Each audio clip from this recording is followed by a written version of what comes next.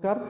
कवठे महांकाळ नगरपंचायत कवठे महांकाळ आयोजित स्वच्छ सर्वेक्षण 2024-25 आणि माझी वसुंधरा अभियानांतर्गत आज या ठिकाणी आपल्या सर्वांना या व्हिडिओच्या माध्यमातून आम्ही होम कंपोस्टिंगचं प्रशिक्षण देणार आहे. होम कंपोस्टिंग म्हणजे काय, तर आपल्या घरामध्ये तयार होणारा ओला कचरा म्हणजे अर्थातच आपल्या किचनमध्ये आपल्या स्वयंपाकघरात जो कचरा तयार होतो तो ओला कचरा, तर त्या कचऱ्यापासून खत निर्मिती कशी करायची याचं प्रशिक्षण आज आपण या ठिकाणी थोडक्यात पाहूया. तर हे का करायचं, तर आपल्या शहरातील कचराचं प्रमाण कमी व्हावं आणि आपला कचरा ही आपली जबाबदारी आहे असं समजून आपण त्याचं योग्य व्यवस्थापन आणि योग्य ती विल्हेवाट लावावी, यासाठी आपण हे होम कंपोस्टिंगचं प्रशिक्षण या ठिकाणी घेणार आहोत. आणि होम कंपोस्टिंगच्या माध्यमातून आपण घरच्या घरी एक उत्कृष्ट प्रकारचं खत तयार करू शकतो. जे खत आपण आपल्या शेतामध्ये, आपल्या घरी जर छोटीशी बाग असेल तर त्या बागेमध्ये देखील वापरू शकतो आणि या खतामुळं आपल्या बागेतील, आपल्या शेतीमधील झाडं चांगल्या प्रकारे वाढ होते आणि त्यांना चांगल्या प्रकारचं वृक्षवाढ होते. तर या ठिकाणी होम कंपोस्टिंगसाठी काय काय लागतं हे आपण पाहूया. तर प्रथमतः या ठिकाणी तुम्ही बघताय की या ठिकाणी थोड्या प्रमाणात या ठिकाणी आपल्या घरामध्ये असणारा ओला कचरा आहे. याच्यामध्ये काही पालेभाज्या आहेत, कांद्याची टरफले आहेत, या ठिकाणी तुम्ही बघू शकता असे खराब झालेली वांगे असतील किंवा काय जे टोमॅटो वगैरे जे काय असेल ते तुम्ही या ठिकाणी वापरू शकता. त्याचसोबत या ठिकाणी दुसरी महत्त्वाची गोष्ट म्हणजे या ठिकाणी आम्ही ह्या बकेटचा वापर करणार आहे. तुम्ही एखादं मोठं बकेट असेल, बादली असेल त्याचा देखील वापर करू शकता किंवा मातीचं जर मडकं असेल त्याचा देखील त्या ठिकाणी तुम्ही वापर करू शकता. तर या ठिकाणी काय करायचं, सुरुवातीला ते आपण जे बकेट असेल, जी बादली असेल ते वापरणार आहे त्याला अशा प्रकारची छोटी छोटी छिद्रे या ठिकाणी करून घ्यायची आहेत. खालच्या बाजूला देखील या ठिकाणी छिद्र करून घ्यायची आहेत. ती कशासाठी, तर ज्यावेळी आपण ह्या कचऱ्यापासून खत निर्मिती करतो म्हणजे होम कंपोस्टिंग करतो त्यावेळी ह्या कचऱ्याचं विघटन होऊन हा कचरा कुजतो आणि हा कचरा कुजत असताना पाणी तयार होतं. त्या पाण्याचा वास येऊ नये, त्या पाण्याची दुर्गंधी आपल्याला येऊ नये, त्यासाठी या ठिकाणी अशा प्रकारची छिद्र पाडायची जेणेकरून ह्या बकेटमध्ये हवा खेळती राहील आणि आपल्याला दुर्गंधी येणार नाही. तर या ठिकाणी आता तुम्ही ऑलरेडी बघू शकता की आम्ही या ठिकाणी एक थर दिलेला आहे. याच्यामध्ये आता कसं काय काय केलेलं हे आता आपण तुम्हाला सांगूया. तर सुरुवातीला काय करायचं की ह्या बकेट तर झालंच, त्याचसोबत अशा प्रकारे चांगल्या प्रकारची म्हणजे शेतामधील असतील जी माती पाणी शोषून घेते अशा प्रकारच्या मातीचा आपण वापर करायचा आहे. ज्या मातीमध्ये पाणी शोषून घ्यायची ताकद असते अशा प्रकारची माती या ठिकाणी तुम्ही बघू शकता. आम्ही एक चांगल्या प्रकारची मातीचा या ठिकाणी वापर करणार आहे. त्याचसोबत या ठिकाणी तुम्ही बघू शकता असा वाळलेला पाला असेल, आपल्या घराच्या आजूबाजूला झाडे असतात त्याची पानं वगैरे पडतात, ती वाळून अशीच जातात, तर ती देखील आपण या ठिकाणी ह्या खत निर्मितीसाठी करायचे आहेत. त्याचसोबत आपल्या घरामध्ये असे काही कागदे असतात, जी कागदं पडून असतात, ज्याचा आपण काहीच वापर करत नाही, जी कागदं आपण रद्दीला टाकतो किंवा इतरत्र चुलीमध्ये जाळून टाकतो, तर अशा प्रकारची कागदं आहेत. तर त्या कागदांचा देखील आपण वापर करायचा आहे. तर ही जी कागदं आहे त्याचे आपण असे बारीक तुकडे करून घ्यायचे आहेत. तुम्ही बघू शकता या ठिकाणी आम्ही काही बारीक तुकडे केलेले आहेत, अशा हाताने केले तरी चालतील. असे बारीक तुकडे करायचे आहेत.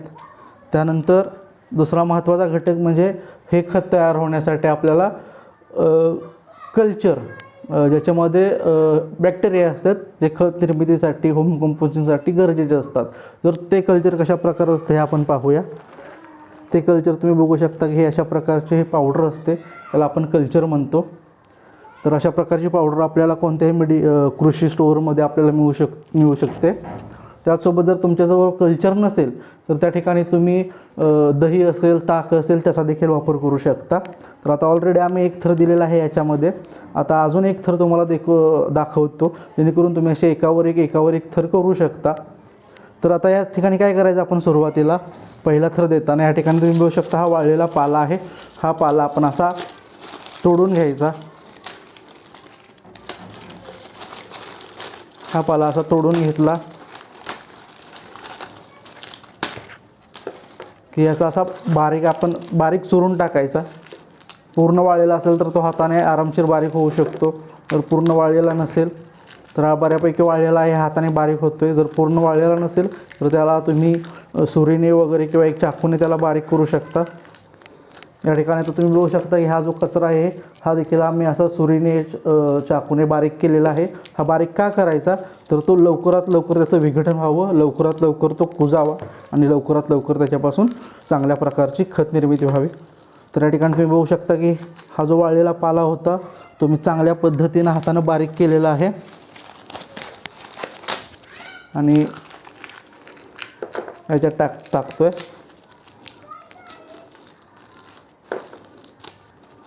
अशा प्रकारे आपण बारीक पाला करून टाकायचा. त्याच्यानंतर याच्यामध्ये आपण आता हे मी कागद वापरतो. या ठिकाणी तुमच्या घरात जर पुठ्ठे वगैरे असतील खराब झालेले तर ते देखील तुम्ही त्याचे देखील तुकडे वापरू शकता. तर हे का वापरायचं तर याच्यामध्ये पाणी शोषून घ्यायची क्षमता असते आणि हे कागद असेल किंवा वाळलेला पाला असेल तो लवकर कुजतो आणि त्यामुळं आपला जो कचरा आहे तो कुजायलाही मदत होते. तर अशा प्रकारे हा बारीक केलेला आपण बघू शकता कागद आम्ही या ठिकाणी टाकलेले आहेत. जी कागद आपण चुलीमध्ये वगैरे जाळून टाकतो तर तो कागद आम्ही या ठिकाणी टाकलेला आहे. त्यानंतर याच्यामध्ये आपण ही चांगल्या प्रकारची माती म्हणजे जे पाणी शोषून घेते ती माती आपण त्या मातीचा एक थर द्यायचा आहे याच्यामध्ये.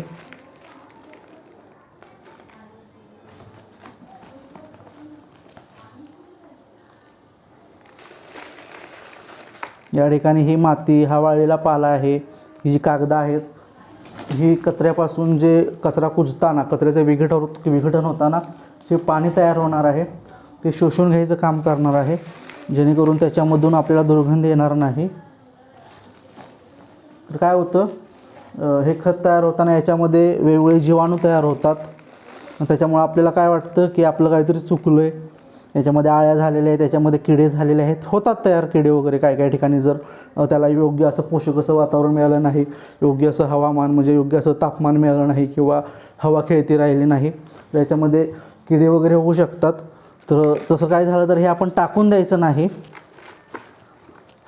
याला आपण उन्हामध्ये वगैरे ठेवायचं, मोकळी हवा असेल अशा ठिकाणी ठेवायचं, जेणेकरून आपल्याला याच्यापासून दुर्गंधी वगैरे येणार नाही. जर तुम्ही एखाद्या बंद खोलीत वगैरे जर ठेवलं तर त्याच्यापासून नक्कीच आपल्याला दुर्गंधी येणार आहे. कारण आपण बघतो की साधा आपण कचरा जर एखाद्या पिशवीत भरून काही दिवस ठेवला 4-5 दिवस तर त्या ठिकाणी त्या कचऱ्याचा आपल्याला वास येतो आणि त्या कचऱ्यामधून अक्षरशः असं पाणी तयार झालेलं असतं. तर त्यासाठी आपण याला मोकळ्या ठिकाणी ठेवायचं, बंद खोलीत वगैरे ठेवायचं नाही.